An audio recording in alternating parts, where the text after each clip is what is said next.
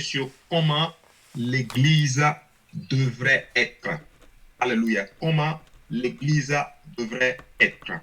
Et le Seigneur est vraiment bon. Et je crois vraiment que ça va nous aider aujourd'hui, bien sûr, dans notre croissance dans le Seigneur.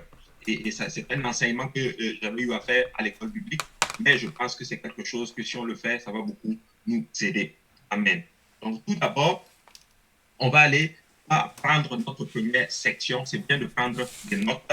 Alléluia. Nous allons parler de l'Église dans le sens, premièrement, l'Église ne devrait pas avoir de préjugés. Et je sais que si je posais la question à tout un chacun de vous, c'est quoi l'Église?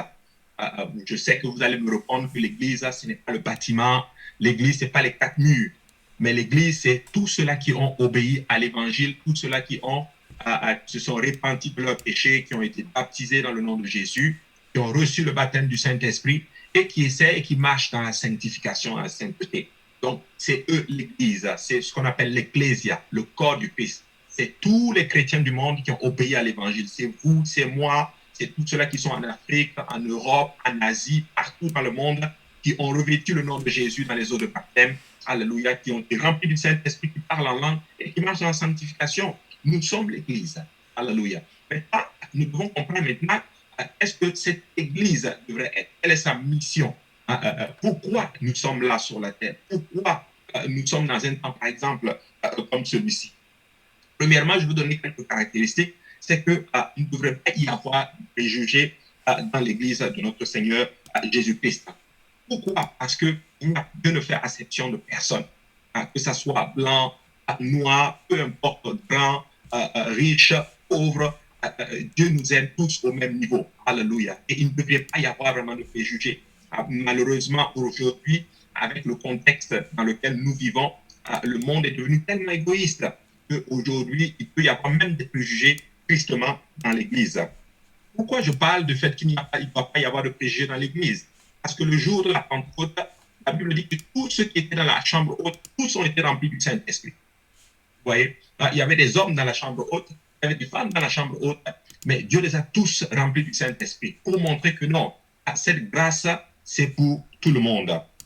Et on va lire Actes chapitre 2, verset 5. Actes chapitre 2, verset 5. Si quelqu'un l'a, il peut le lire. Actes chapitre 2, verset 5.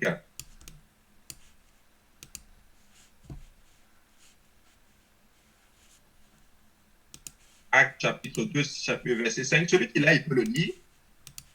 Ok, pasteur, je lis au nom de Jésus. Alléluia. Vas-y, Sœur Geneviève. Or, il y avait en séjour à Jérusalem des Juifs, hommes pieux, et toutes les nations qui sont sous le ciel. Amen. Alléluia. On voit qu'il y avait pas, il y avait des Juifs, hein, hommes pieux à la fête de la Pentecôte. C'était des hauts responsables religieux. Hein. Ils étaient venus pour adorer le jour de la grande fête, le jour de la fête de Pentecôte. Et c'est ce jour-là que Dieu a choisi pour faire naître vraiment cette église glorieuse. C'est cette fête, on appelle cela la Pentecôte. Ils étaient juifs, et il n'est pas mentionné nulle part qu'ils avaient besoin d'un interprète ou d'un traducteur. Ils étaient, c'était des juifs. C'était vraiment des juifs. Et ils étaient tous là, et ces juifs-là étaient venus de partout, de partout. Si tu lis bien le texte, de partout, partout, partout, partout. Vous voyez? Et ça, c'est vraiment exposé de toutes les nations. Et Dieu choisit ce temps-là pour déverser maintenant de son esprit sur toute chair. Alléluia. C'était vraiment waouh. Boum. Des gens qui commencent à parler en d'autres langues. Quelque chose qu'on ne comprend pas. Alléluia. Et les 120 qui étaient dans la chambre haute, la Bible dit que les Juifs étaient là le jour de la Pentecôte. Il y a eu un bruit et les gens ont accouru pour entendre ce qui s'est passé. Je me suis toujours posé la question, pourquoi Dieu a fait sortir un bruit comme celui d'un vent impétueux lorsque les gens ont reçu le Saint-Esprit? Et bon, peut-être qu'il y a un autre enseignement là-dessus, mais je pense que Dieu voulait attirer l'attention de tous ceux-là qui étaient là. Alléluia. Tous ceux qui étaient venus à la fête de la Pentecôte, je suis convaincu que Dieu voulait attirer leur attention pour leur dire, écoutez, regardez ce qui se passe. Alléluia. Et les 120 viennent, ils voient ces Juifs, c'est plutôt ces 120 en train de parler des langues bizarres qu'ils avaient. Et vous le savez, ceux qui ont déjà lu le texte. Alléluia. Il dit, ces gens-là ne sont-ils pas des Galiléens? Mais pourquoi les entendons-nous parler dans nos différentes langues? Alléluia. Et Dieu a fait cela parce que Dieu voulait montrer en d'autres termes qu'il n'y a pas de préjugés. Vous voyez, il n'y a pas de préjugés. Et ça, c'est important. Regardez, Actes 2, 7 et 8, l'Écriture nous dit ceci. Ils étaient tous dans l'étonnement et la surprise, et ils se disaient les uns aux autres, voici ces gens qui parlent, ne sont-ils pas tous galiléens? Et comment les entendons-nous dans notre propre langue, à chacun dans notre langue maternelle? Vous savez, ce qui est fort avec le jour de la Pentecôte, c'est que quand ils ont reçu le baptême du Saint-Esprit, ils ont commencé à parler en d'autres langues, oui. Mais les gens, chacun les entendait dans leur langue maternelle. On les entendait parler en arabe, on les entendait parler Hadès, Médès, et toutes ces langues-là. Alléluia. C'était vraiment tout un miracle. Et ces gens posent la question maintenant, et c'est plutôt ceux qui ont accouru, ils posent la question, mais ces gens ne sont-ils pas tous galiléens? Alléluia. Et ça prouve là littéralement que Dieu ne fait acception de personne. Les Galiléens, c'était, si tu veux, des gens qui n'étaient pas vraiment, c'était pas des autres, c'était pas des gens qui étaient vraiment des, si tu veux, des bourgeois de la société. Mais Dieu a choisi ceux-là pour déverser premièrement d'abord son esprit. Et c'est ça qui a choqué la mentalité et la pensée de ces juifs-là qui ont accouru et qui ont vu ces gens en train de parler en d'autres langues. Ils ont posé la question, mais ne sont-ils pas des Galiléens? S'ils sont des Galiléens, pourquoi parlent-ils ces langues-là? Ils n'ont pas été à l'école, ils n'ont pas fait des études, ils ne sont pas instruits, mais ils sont en train d'expérimenter cette prophétie que le Seigneur avait déjà donnée dans les Écritures bien avant. Tout ça pour vous dire ceci, que Dieu ne fait acception de personne. Alléluia. Et le fait d'appeler ces gens-là Galiléens, ceux qui ont reçu le Saint-Esprit, ne sont-ils pas tous Galiléens? C'était une façon de se moquer d'eux, ou même de les diffamer. On les ramenait en d'autres termes à leur passé, à ce qu'ils étaient littéralement. Et la Galilée, c'était un pays, alléluia, de montagne. Vous voyez, elle était habitée majoritairement par un peuple mixte. Il y avait des juifs, il y avait aussi des non-juifs. Et les Cananéens ont dominé la Galilée pendant de nombreuses années, même après l'invasion de Josué. Si tu vas, on ne va pas le lire, mais si tu vas dans Josué 1, 31, 32 et ainsi de suite, tu vas voir, c'est mentionné là. Vous voyez? Et ces versets montre que la Galilée, ce n'était pas vraiment un endroit, c'était pas, si tu veux, c'était pas un territoire que tout le monde voulait. On va voir un peu plus de détails sur la Galilée. Voyez. Donc, ces gens-là, quand on dit ne sont-ils pas galiléens, on est littéralement en train de les cataloguer, mais d'une façon négative. D'une façon négative. Alléluia. Et ce pays-là, la Galilée, a commencé à être connu sous le nom de Galilée, de la Galilée des païens. Vous voyez, voilà, Ésaïe 8, 2, tu vas le voir. Dans Matthieu 4, 15, tu vas le voir aussi. Allez. Et la Galilée, c'était tellement rempli de païens que Salomon a donné cette ville-là à Hiram, roi de Tyr. Alléluia. Si quelqu'un peut ouvrir 1 Roi chapitre 9, verset 11. C'était un endroit que personne ne voulait. Personne ne voulait la Galilée. Vous voyez, Salomon, il l'a donné à Hiram et Hiram ne voulait même pas cela. Donc, si quelqu'un peut ouvrir 1 Roi chapitre 9, verset 11. Alléluia. Oui, tu peux le lire. 1 Roi chapitre 9, verset 11. Ah, je m'entends. Alléluia. 1 Roi chapitre 9, verset 11, si quelqu'un l'a. Sinon, je vais le lire de mon côté.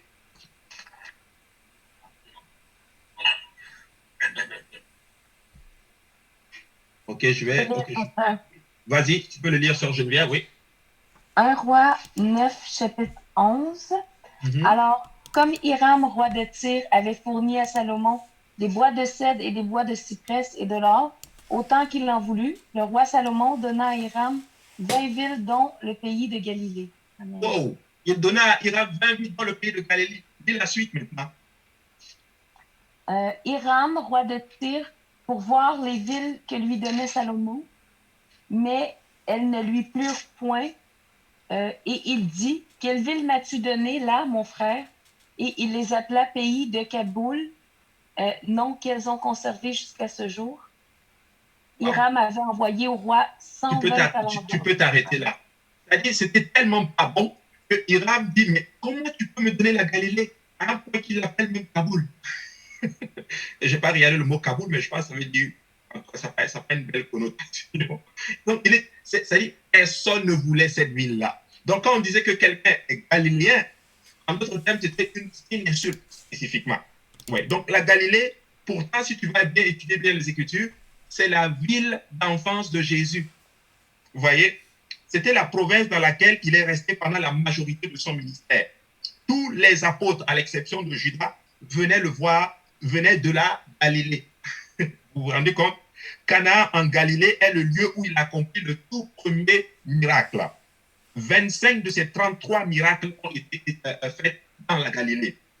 Capernaum, en Galilée, était devenu le quartier général de son ministère.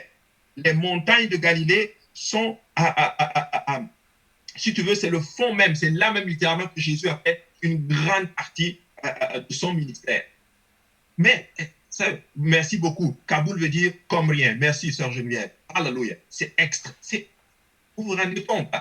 Alors que tout le monde négligeait cela. Et quand tu venais de là, quand on te disait Galilée, oublie seulement, ça ne veut rien dire spécifiquement.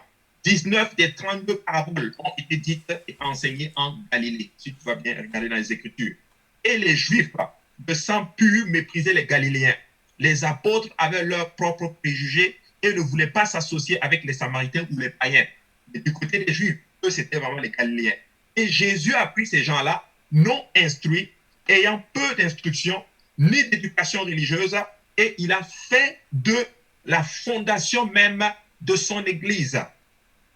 Et Jésus fait cela, le Seigneur fait cela, pour nous montrer que Dieu ne fait exception. Vous savez pourquoi je parle de cela aujourd'hui? Pour vous dire que Dieu choisit souvent les choses folles pour confondre les sages. Il prend les choses faibles, littéralement, pour montrer spécifiquement sa puissance. Et il fait ça pour que nul ne se glorifie. Pourquoi je parle de cela? Pour aussi vous encourager et vous dire, vous savez, nous n'avons pas le talent que le monde a. Nous n'avons pas les finances qu'ils ont. Nous n'avons pas les ressources qu'ils ont. Et eux, quand ils nous regardent comme des moins que rien. Mais vous savez quoi? La puissance du Seigneur repose sur nous. Alléluia. Donc Dieu ne fait exception de personne. Et nous devons comprendre cela. Alléluia. Il y aura toujours des distinctions culturelles, des sympathies, des antipathies, des traditions et des héritages familiaux. Ça, c'est la réalité. Cependant, lorsque ces choses entravent l'évangélisation, c'est qu'elles ont, ce n'est pas bon en fait. Pourquoi je parle de cela? Nous sommes différents et nous sommes appelés à toucher tout le monde. Nous ne devons pas faire de distinction. Nous ne devons pas arriver à une place où on se dit telle personne a besoin de l'évangile, telle personne n'a pas besoin de l'évangile. Eux, ils sont plus disposés à recevoir la parole.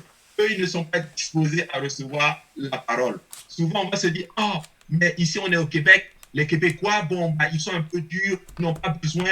Bon, quand on évangélise, quand on voit un Québécois, on va plus aller voir le noir qui est à côté. Alléluia. Non, non, non, non, non. Eux tous, ils ont besoin du Seigneur. Le noir, il a besoin du Seigneur. Le blanc, il a besoin du Seigneur. Pourquoi? Parce que Dieu ne fait exception de personne. Alléluia. 1 Corinthiens chapitre 12 à 13 dit ceci. Car comme le corps est un et a plusieurs membres, et comme tous les membres du corps, malgré leur nombre, ne forment qu'un seul corps, ainsi en est-il de Christ. Nous avons tous, en effet, été baptisés dans un seul esprit pour former un seul corps, soit juif, soit grec, soit esclave, soit libre, et nous avons tous été abreuvés d'un seul esprit. Le même esprit, alléluia, qui est en moi, c'est le même esprit qui est aussi dans l'autre personne. Pour dire qu'il n'y a pas de distinction, il n'y a pas de différence. Nous sommes un seul corps. Alléluia. De quelle race, de quelle couleur, de quelle culture, de quelle classe sociale, de quel niveau d'éducation, on ne sait pas. Nous sommes juste tous les enfants du Seigneur. Alléluia. Et vous savez, si Dieu faisait vraiment assez, si Dieu ne faisait une distinction des gens, il ne serait pas juste. Alléluia. Et la personne que je suis en Christ n'est pas déterminée par ma couleur de peau, ni par exemple par ma culture, ou par, je ne sais pas moi, mon background, ni par, je ne sais pas moi, mes diplômes. Non. Ce que je suis, alléluia, ce que je suis dans le Christ est distingué tout simplement de ce que Christ dit de moi. Alléluia. Ce n'est pas parce que tel a plus d'argent que l'autre, tel est plus grand que l'autre, tel est plus gentil que l'autre. L'Église devrait être le corps du Christ. Pas de distinction à ce niveau-là. La plupart d'entre nous, nous avons plusieurs origines culturelles, mais nous avons un seul corps physique. Laquelle de nos origines Dieu préfère-t-il? Hein? Laquelle? Alléluia. Quand nous allons nous tenir devant Dieu, il n'y aura même pas tout cela. Ce que je suis, non. Ça va être tout simplement, est-ce que j'ai obéi à l'évangile? Acte chapitre 2, verset 21 et 24, dit ceci. Alors quiconque invoquera le nom du Seigneur sera sauvé.